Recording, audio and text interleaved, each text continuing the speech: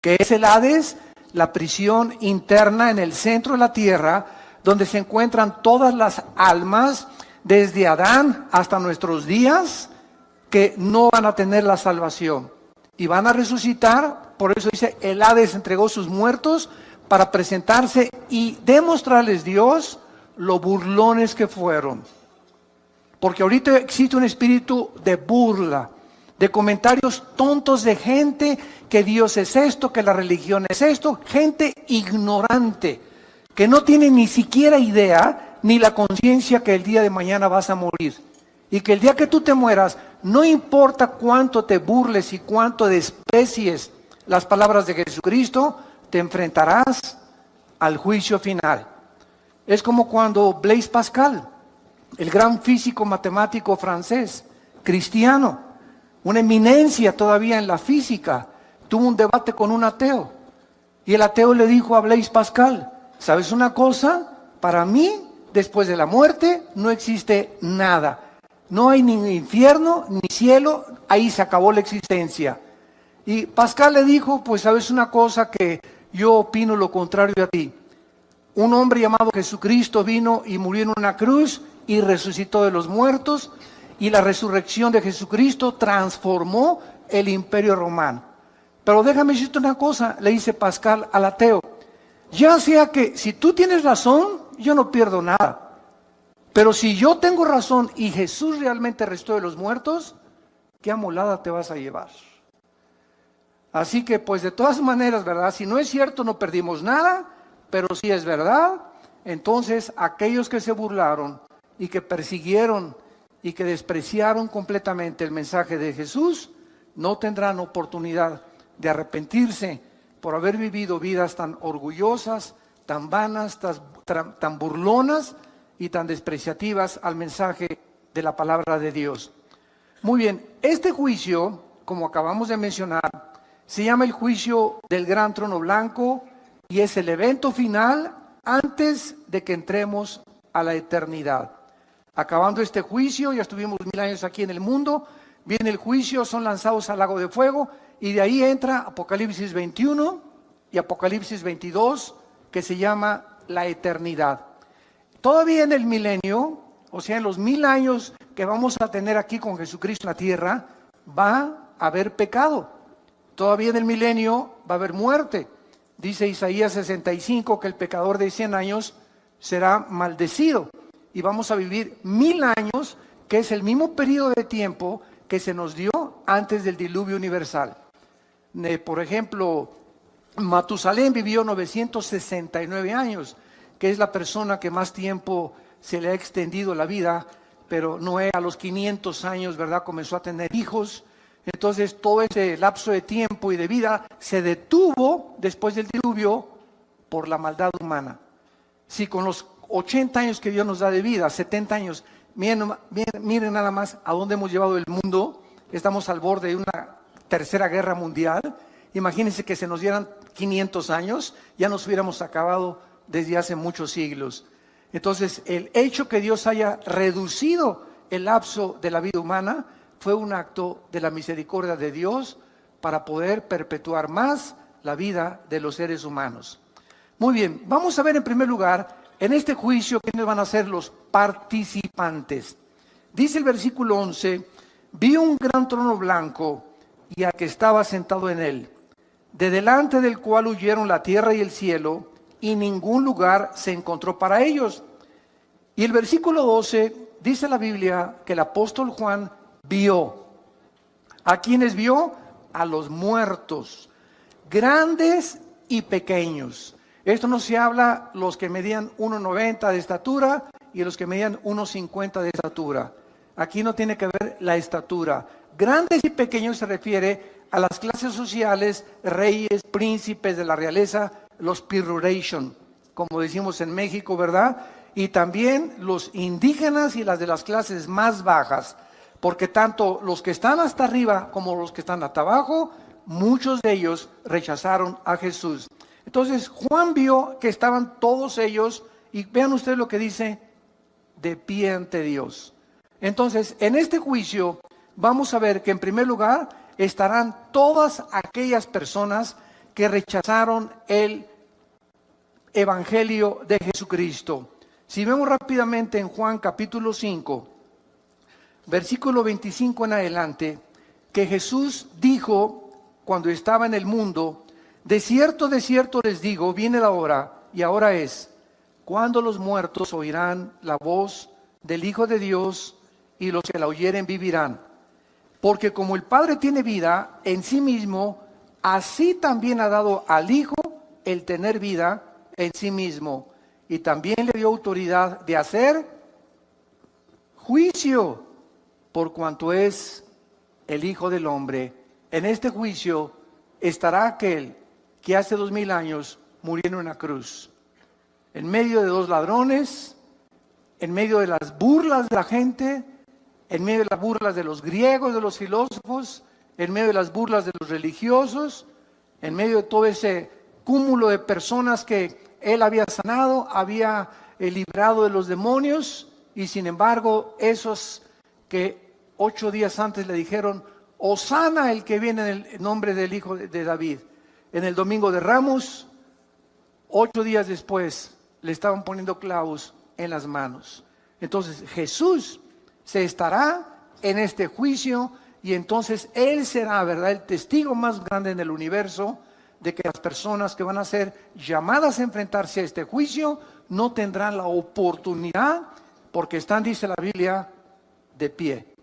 Aquí ya nadie se va a hincar, aquí ya nadie tendrá la oportunidad de decirle: Señor, ten misericordia, perdóname, ahora sí, Jesucito lindo, mi dulce compañía en el Padre, no, el Padre, ya no podrás sacar tu estapita de San Judas Tadeo tampoco, ni de San Cristóbal, no vas a poder invocar a la monja, ni al Papa, ni a Abraham, ni a nadie.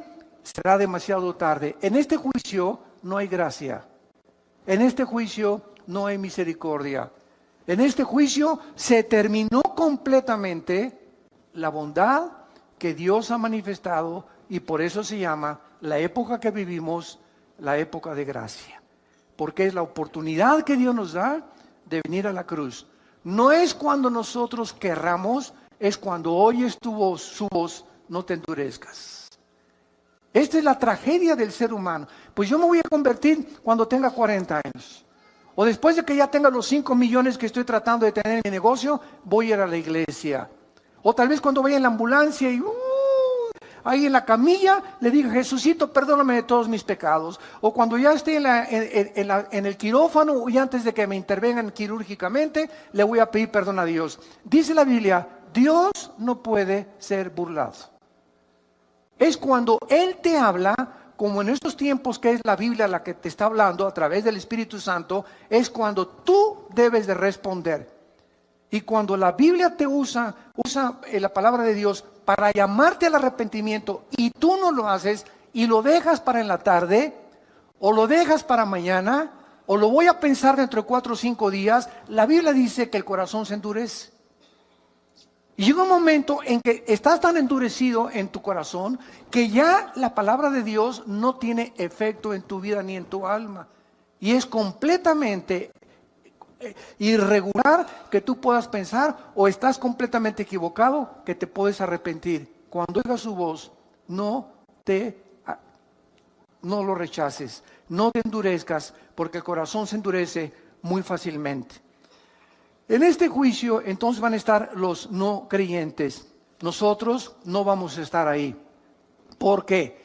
Porque nosotros, cuando recibimos a Jesucristo como Salvador y Señor, Él en la cruz ya pagó, ¿qué cosa? Pagó la culpa que nosotros ya no tenemos que pagar. Esto es por eso se llama la época de la gracia. El justo muere por los injustos. El santo muere por los pecadores. Y en esa cruz Dios quiere demostrarte que de tal manera te ama que a su hijo no lo perdonó. Casi 2000 años antes de la cruz había un hombre llamado Abraham. Y llegó al monte Moriah, que es el mismo monte donde murió Jesús. Y Dios le dijo: Abraham, dame a tu hijo Isaac.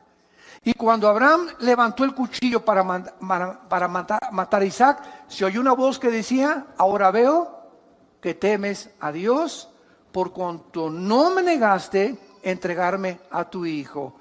Y 2000 años después de Abraham, cuando Cristo muere por nosotros, podemos nosotros decir ahora veo, Señor, cuánto me amas, porque no negaste entregarme a tu hijo.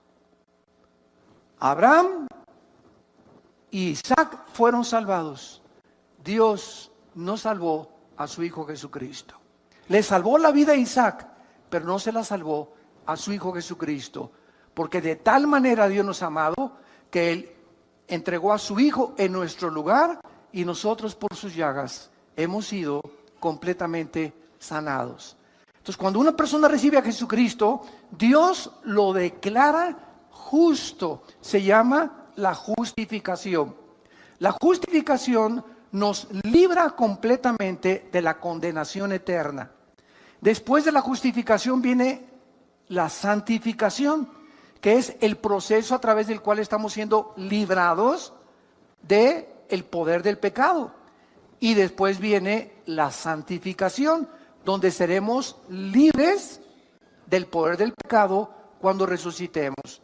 A ver si lo pueden apuntar. Justificación, santificación, glorificación. Son las 3 etapas de la salvación. Justificación, fuimos libres de la condenación del pecado. Romanos 8:1, el que está en Cristo, nueva criatura es, ninguna condenación hay para el que está en Cristo Jesús. Esta es la justificación. Toda persona que ha recibido a Cristo ha sido justificada, declarada inocente en el tribunal cósmico de Dios. Mientras viene Cristo, estamos siendo librados porque el pecado no fue erradicado de nosotros. Ahí está todavía entre nosotros el pecado, pero ya no tenemos la culpa cuando sea el juicio de pagar por ellos. Estamos siendo ahorita santificados o siendo libres de ese poder que ahora descubrimos y la maldad que hay en nosotros a través de nuestra comunión diaria y de nuestro contacto con la palabra de Dios. Esta es la palabra que se llama santo. Sean santos. Cada día trata de decirle no al pecado, no al pecado, no al pecado. Y mientras más rechaces el pecado en tu vida, más fuerza espiritual tienes dentro de ti y más poder de resistir las tentaciones. Todos aquellos que, pues ya caí otra vez en la tentación de la pornografía, y ya caí en la tentación del adulterio, y ya me acosté con mi novia y con mi novio, y ya otra vez volví a prender el cigarro, y ya me estoy emborrachando otra vez. ¿Por qué esa gente dice, ya volví a caer? Simplemente ve la semana pasada, las 3 semanas anteriores, o el mes antes a que tú has caído, ¿cómo estuvo tu relación con Dios? Dejamos de hacer contacto con la Biblia, dejamos de asistir a la iglesia, dejamos de ir a los estudios bíblicos, comenzamos a debilitarnos interiormente. Y cuando enfrentemos la tentación, no tenemos fuerza para poder decirle, no me acuesto contigo, no me emborracho, no tomo esa droga, etcétera, etcétera, porque no tenemos el poder espiritual que Dios quiere que tengamos. Entonces, estamos siendo librados del poder del pecado y seremos libres hasta el tiempo de la resurrección. Ahora, esto es muy importante también. Cuando recibimos a Jesucristo, somos sellados por el Espíritu Santo. Efesios 1, 13 y 14. ¿Qué es un sello? Es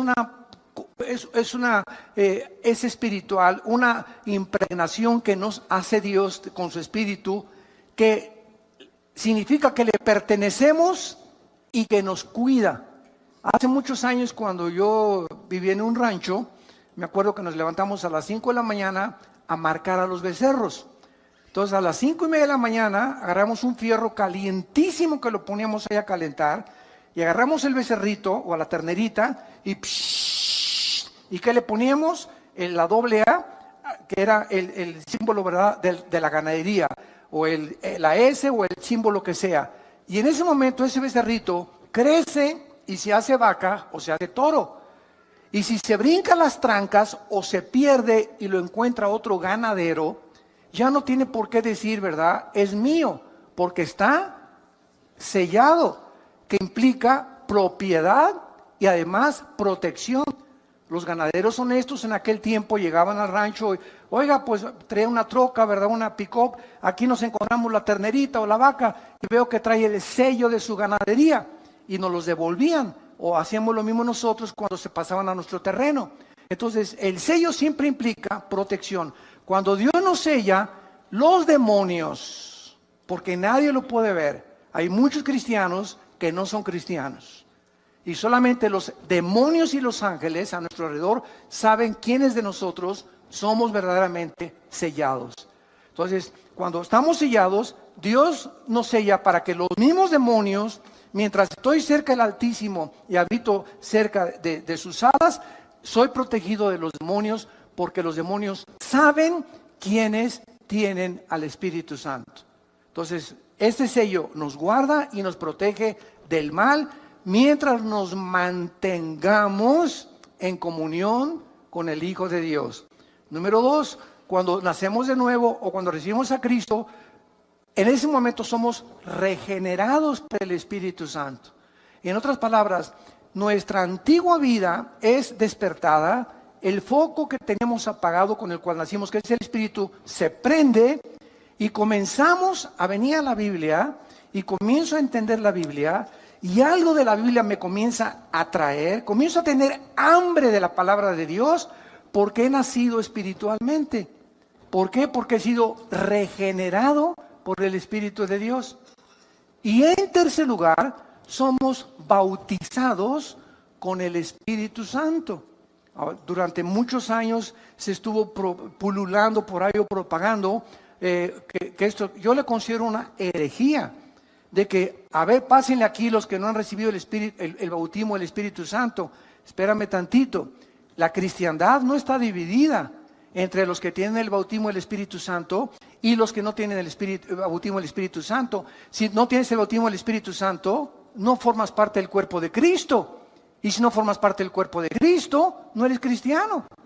Entonces, ¿cómo puedes decirme a mí que recibo a Cristo como un niño cuando nace, pues nació sin páncreas? O le faltan los pulmones. No nacimos incompletos. Dicen Colosenses 2 que estamos completos en Él. 1 Corintios 12:13, por un solo Espíritu fuimos todos bautizados y a todos se nos dio a beber del mismo Espíritu. No hay ningún cristiano que le falte nada. Dice 2 de Pedro capítulo 1, todas las cosas que pertenecen a la vida y a la piedad nos han sido dadas, pasado, pretérito.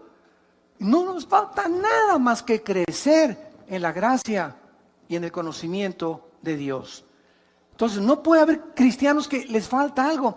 Y lo más grave fue cuando se llegó a enseñar y tienes que hablar en lenguas para dar evidencia que tienes al Espíritu Santo. Eso ya se convirtió en una herejía. ¿Por qué es una herejía? Porque el cristiano no es conocido por los dones, sino por el fruto.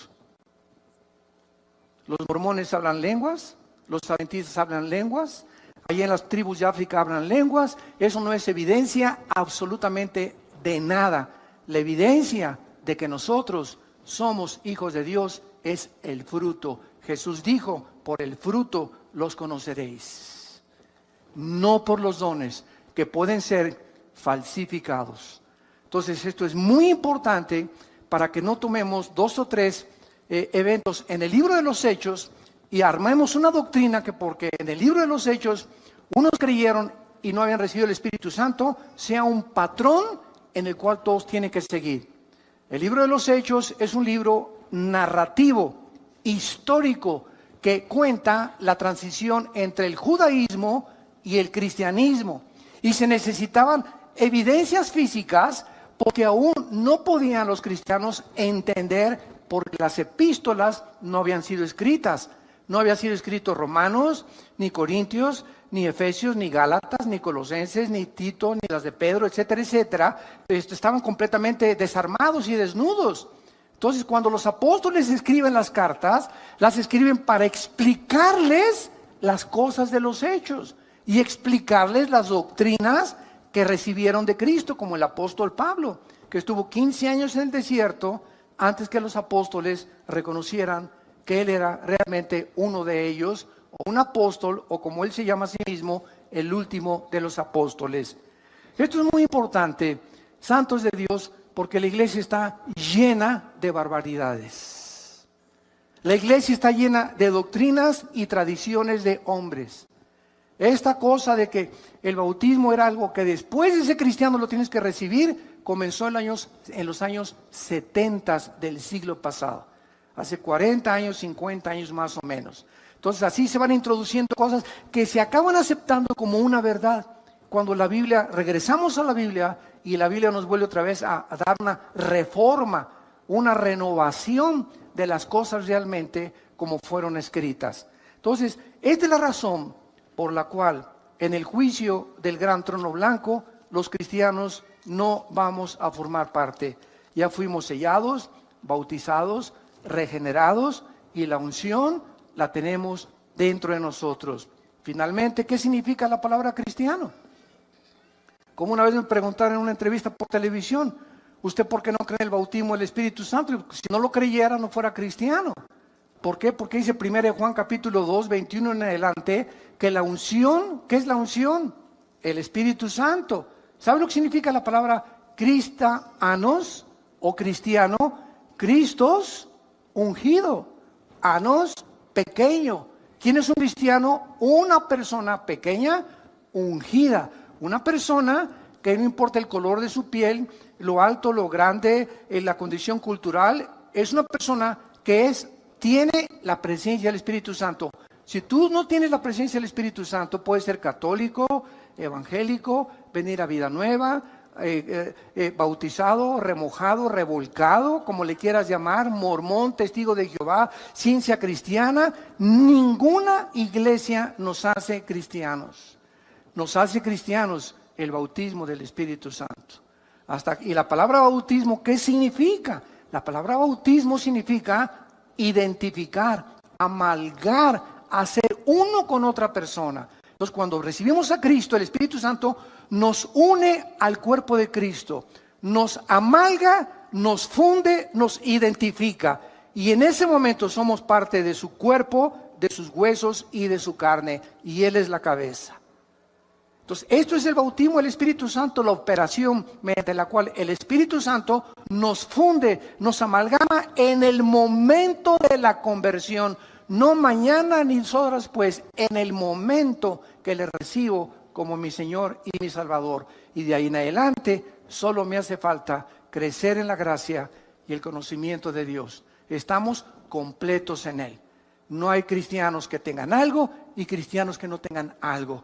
O somos completamente cristianos por la presencia del Espíritu Santo y formar parte del cuerpo de Cristo, o no somos cristianos. Tan sencillo como es. Ahora muy bien, pasemos en segundo lugar. ¿Cuáles son los propósitos de Dios para este juicio? En primer lugar, purgar el pecado del universo. Cuando Jesús termine de juzgar al mundo en su trono blanco, de ahí en adelante, después del trono blanco, vean lo que dice Apocalipsis, el pasaje que tenemos estudiando en el versículo 11 y 2. Vi un gran trono blanco y el que estaba sentado en él, delante del cual huyeron la tierra y el cielo. Ningún lugar se encontró para ellos. Vean ustedes que es en el tiempo de este juicio cuando el cielo y el universo desaparecen para siempre. Los cielos y la nueva tierra no serán hasta después del milenio, después de este juicio. Es precisamente este juicio la culminación del programa profético de Dios. De ahí en adelante, después de este juicio, cielos y nueva tierra, donde ya no existe el pecado. Entonces, esta es la última cosa que hace Dios para purgar el pecado del universo.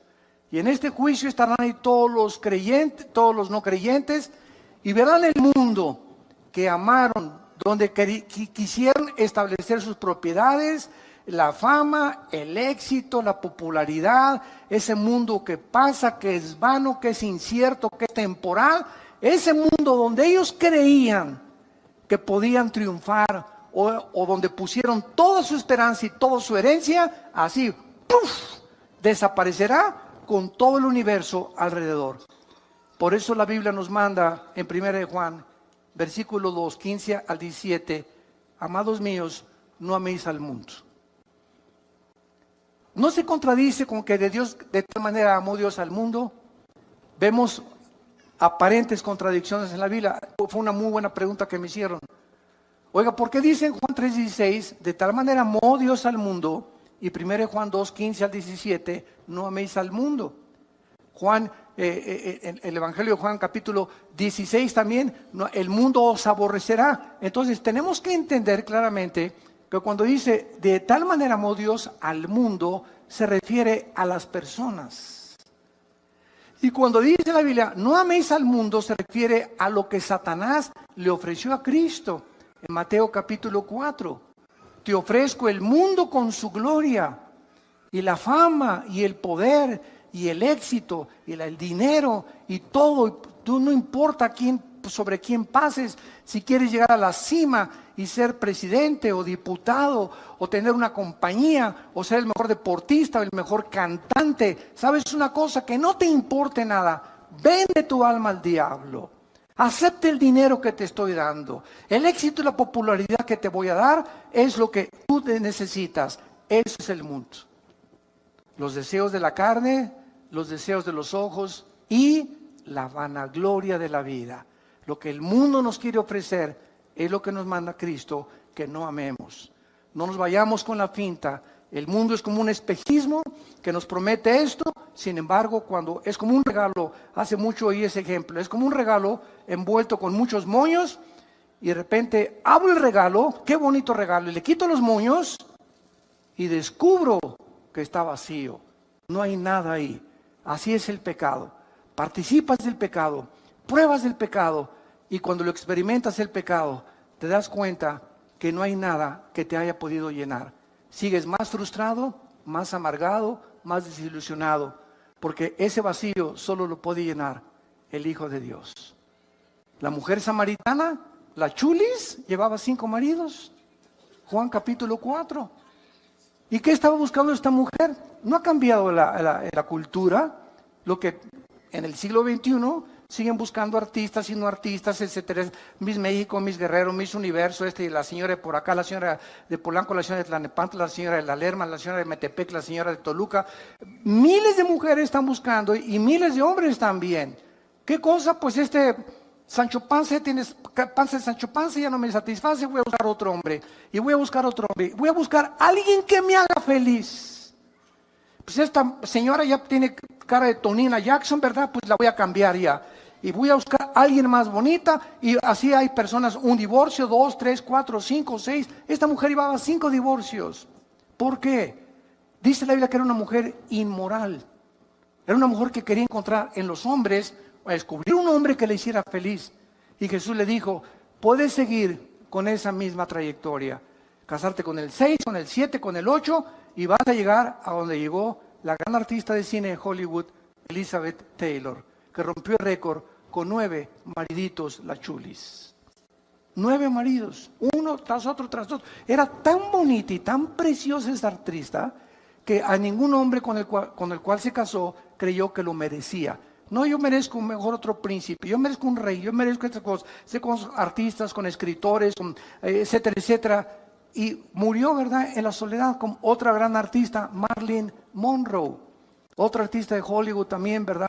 Buscando en la fama y todo, la encuentran en su cama, suicidada por una sobredosis de drogas. Y así podríamos continuar de tanta gente que cree que en los hombres, en las mujeres, en el sexo, en el dinero, en el éxito, en la fama, en la popularidad, se encuentra el propósito y la razón por la cual Dios nos creó al mundo.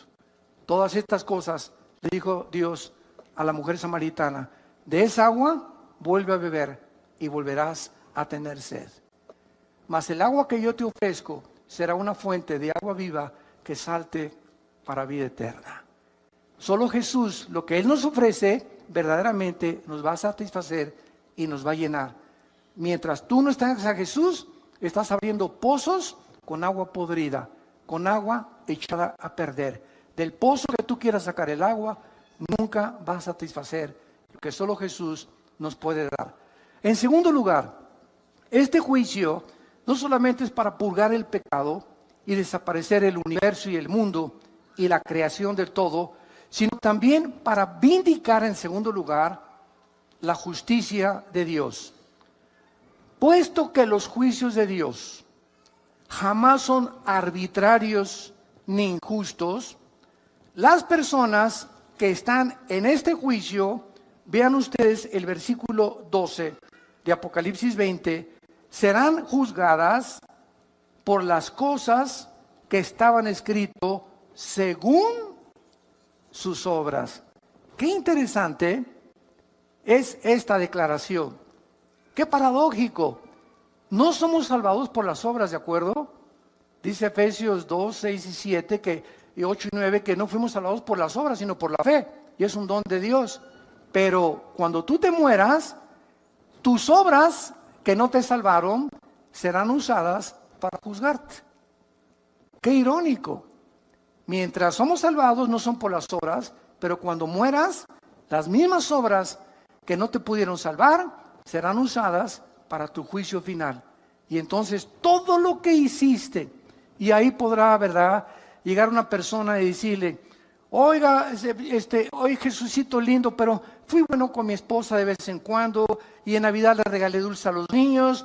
Y entonces Jesús le va a decir lo que le dice el juez a un asesino: a ver, pitirijas, pásale para adelante, tiene 50 años de prisión. Y le contesta el pitirijas al juez: oiga, señor juez, pero también soy buen esposo y le di dulce a los niños y construí 3 asilos. Y el juez le contesta: pitirijas, pero no estás juzgado, no estás siendo juzgado por eso, estás siendo juzgado por el crimen que cometiste. Las buenas obras que tú hiciste no te son tomadas en cuenta, estás siendo juzgado no por lo que hiciste bueno, sino por lo que dejaste hacer al matar a una persona. Entonces nadie podrá en aquel tiempo con Dios decirle: es que hice un convento para las monjitas, acuérdate de eso, Jesús, allá en Coyoacán tuve un convento para las monjitas y me vestí de Santa Claus en diciembre para regalarles a los niños. No vas a ser juzgado por eso, vas a ser juzgado por los pecados que van a estar en el libro de las obras escritas desde que tú naciste. Y no habrá nada, absolutamente ningún abogado, por más dinero que hubieras tenido, que te pueda absolver. Y en tercer lugar, esto es lo más importante, este juicio tendrá como propósito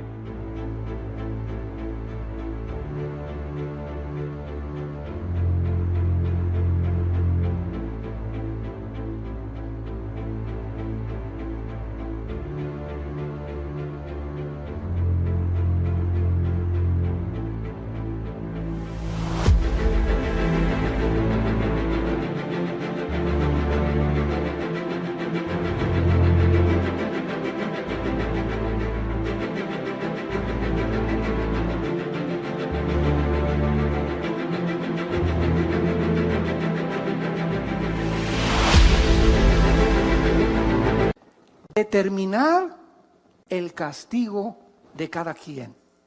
No crean que todos van a irse, ¿verdad?, al infierno y todos van a purgar el mismo castigo y el mismo dolor y las mismas torturas y los mismos sufrimientos, de ninguna manera.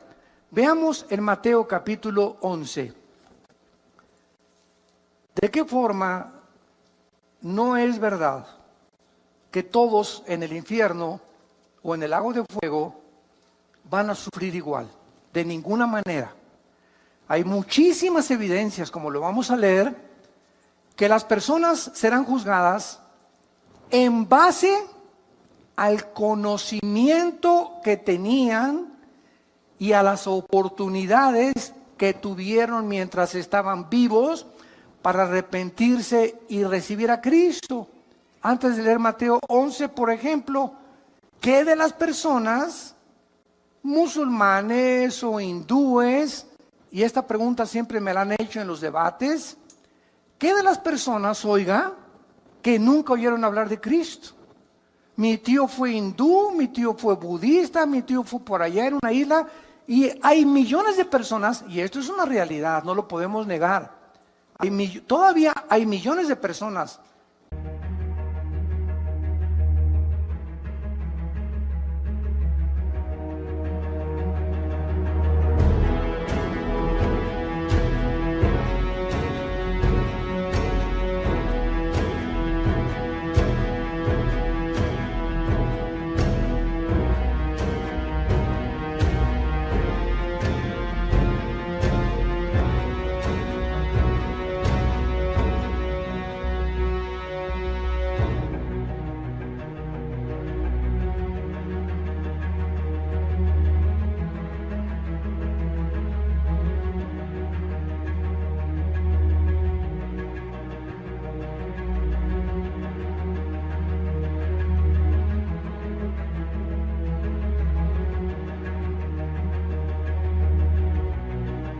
En el mundo que nunca han oído hablar de Cristo.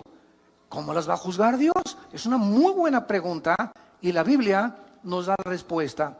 Pero lo vamos a ver después en Romanos.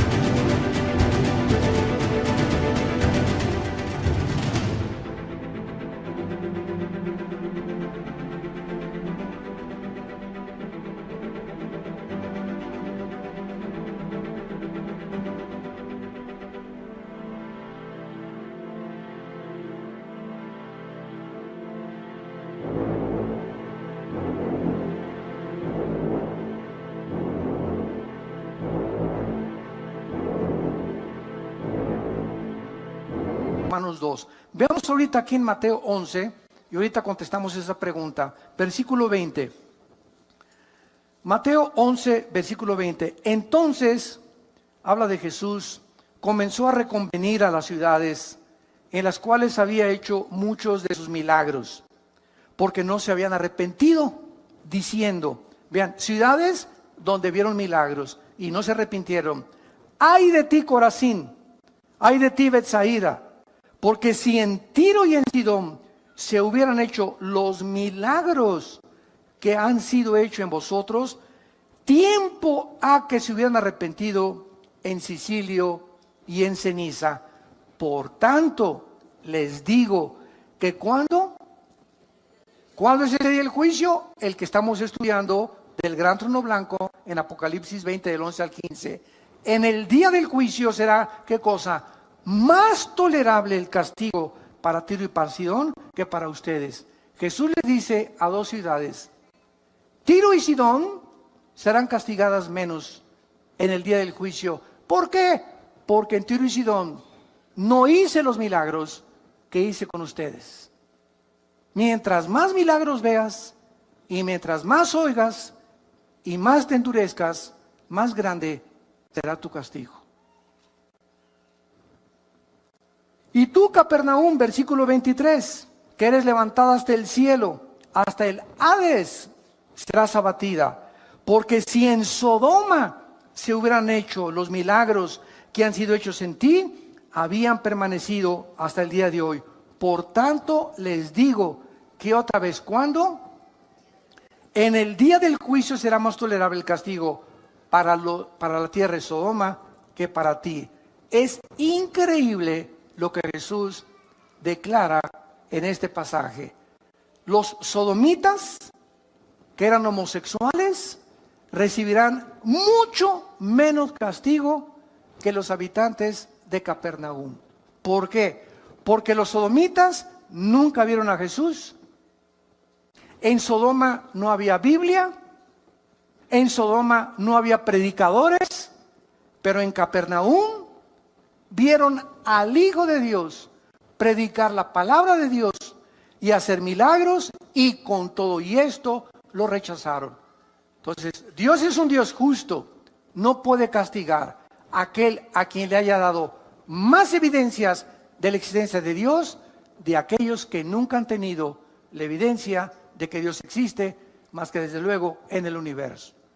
Y vamos a ver la respuesta que nos quedó pendiente de qué será de todas aquellas personas que realmente nunca conocieron a Dios. A esas personas, lo voy a contar ahorita, vean Romanos capítulo 2, vamos para allá. Esas personas yo siempre les digo, mira, no te preocupes por Chencho y por Chencha y por Pancho y por Pancha.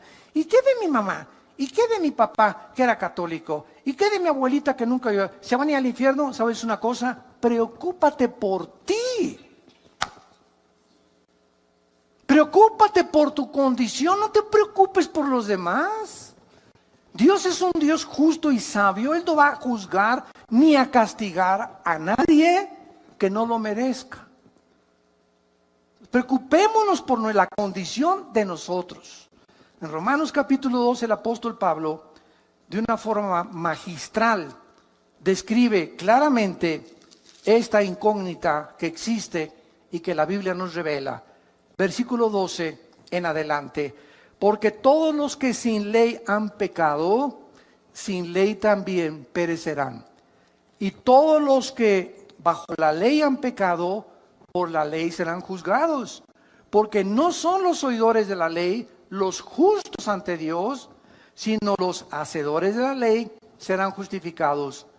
Porque cuando los gentiles que no tienen ley hacen por naturaleza lo que es de la ley, estos, aunque no tengan ley, son ley para sí mismos, mostrando la obra de la ley escrita en sus corazones, dando testimonio su conciencia y acusándoles o defendiéndoles sus razonamientos en el día en que Dios juzgará por Jesucristo los secretos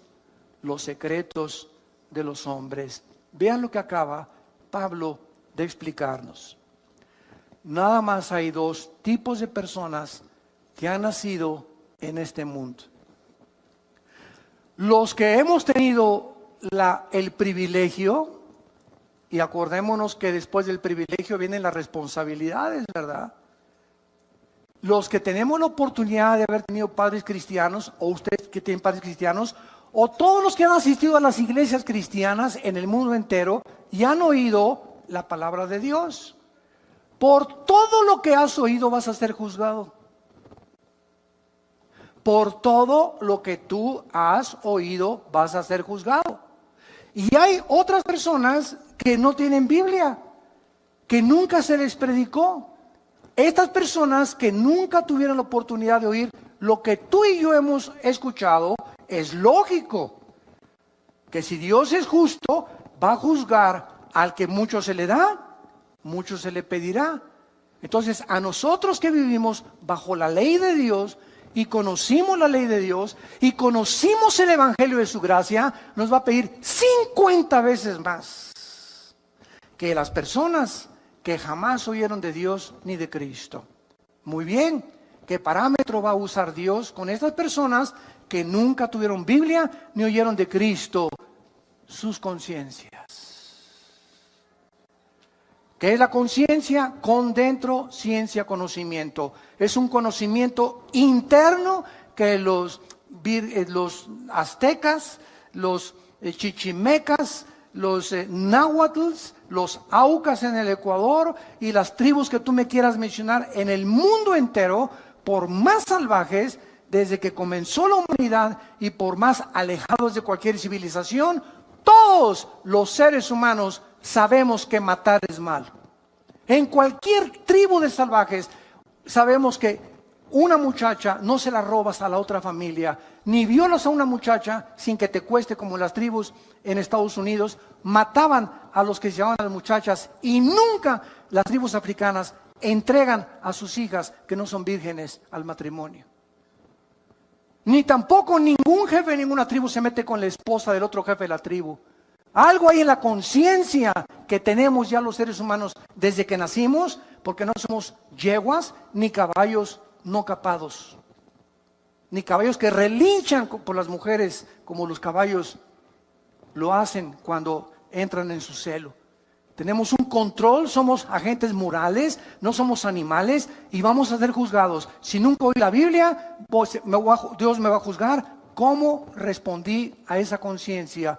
Ahora, ¿cómo respondió a esa conciencia? Es un secreto. Porque nadie podrá saber si tu abuelita tenía por ahí su rabo verde. O si tu abuelito, que fue el jefe de la iglesia y ante el mundo un héroe y un cantante y un grande escritor y un grande político, y a su entierro fueron 10,000 personas, o ese artista fueron 10,000 personas y lo veneraron en Bellas Artes. Nadie sabe en la intimidad quién era esa persona más que Dios. Por lo tanto, no podemos juzgar. Por eso Jesús dijo, no juzguéis para que no seáis juzgados. No podemos emitir un juicio condenatorio o un juicio de liberación. No, esa persona debe estar en el cielo porque le regaló todo a los niños pobres y sus canciones eran todas las canciones de Navidad. No podemos tener ese concepto. Por eso dice, los secretos. Todos tienen un closet donde tienen colgado un esqueleto.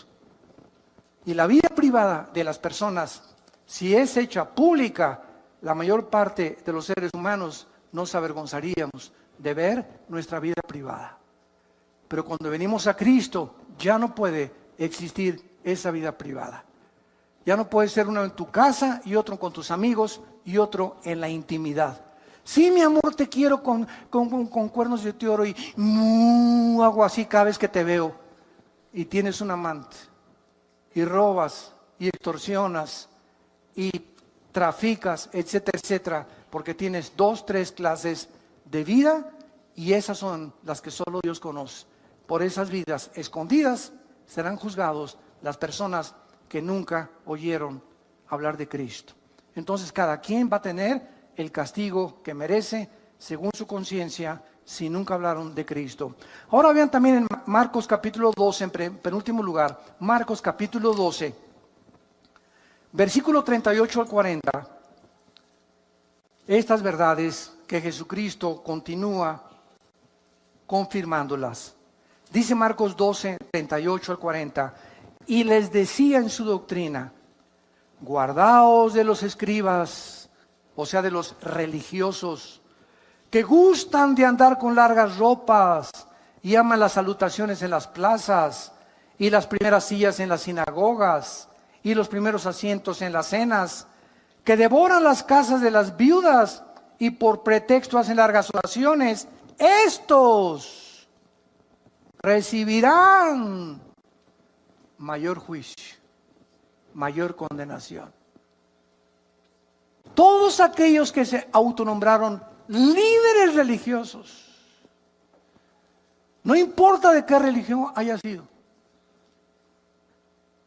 y que se hayan autonombrado, puesto para dirigir a las personas y hayan explotado a sus semejantes y se hayan aprovechado de sus semejantes, lo mismo que políticos que toman un puesto político. ¿Para qué? Para ayudar al pueblo, para sacar al pueblo, para levantar esa ciudad, para mejorar esa ciudad, para levantar esa república, para esa nación. Y al contrario de esto, exploten y roben. Y se apropien de aquello que es del pueblo, recibirán mayor condenación. Más grande será su juicio por el grande privilegio que Dios les permitió tener al sentarse como jueces, diputados, líderes religiosos, dictadores, presidentes de naciones. Esas personas van a ser las más grandes condenadas. Entonces nos damos cuenta que en este juicio, vamos a ver tus obras. Te puse de presidente, cantante, te di dinero. ¿Qué hiciste con el dinero que te di? ¿Qué hiciste con la belleza que te di? ¿Qué hiciste con los dones musicales que te di? Todo saldrá a la luz. Lo que hiciste y lo que dejaste de hacer. Todas las obras serán juzgadas por aquel que conoce las intenciones y los pensamientos de nuestros corazones. No habrá nadie que se escape. Ni Dios no podrá juzgar a nadie que no lo merezca. Oremos. Padre, te damos gracias en esta mañana por tu palabra, porque eres un Dios justo, que nos diste a tu Hijo. Nadie podrá en ese día declararse inocente, porque tú declararás ante la presencia de tus santos ángeles, de tus querubines y de la misma iglesia que somos nosotros, que dice 1 Corintios 6 que vamos a ser testigos en ese juicio como un gran jurado. Nadie podrá en ese momento llamarle a Dios injusto. Él pagará a cada quien según las obras, pensamientos que haya hecho mientras estábamos en el cuerpo. Y el mar entregará a todos los muertos que murieron en el mar. Todos los que están en las tumbas saldrán, los que se hallen en el Hades, y serán juzgados según sus obras. Y esta es la segunda muerte. Si hay una segunda muerte, es que hubo una primera muerte. La primera muerte es la física, la segunda muerte, la muerte eterna, la eterna separación del Creador de los cielos y la tierra.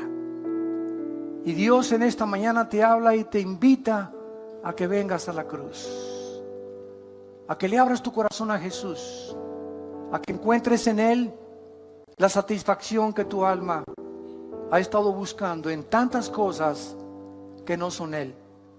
Seguirás igual de vacío, de frustrada, de desilusionado, porque de esa agua, cada vez que tú vuelvas a beber, te volverá a dar sed. ¿Qué tengo que hacer? Me preguntarás esta mañana para abrirle mi corazón a Jesús. Arrepiéntete de tu vida. Arrepiéntete de tus pecados. ¿Qué significa arrepentirse? Ir en el camino en el que tú estás ahorita, descubrir que tu camino es un camino equivocado, que ya no puedes seguir caminando por ese camino y darte una vuelta de 180 grados e irte en dirección a Dios, regresar a tu Creador. Hay caminos que parecen derechos,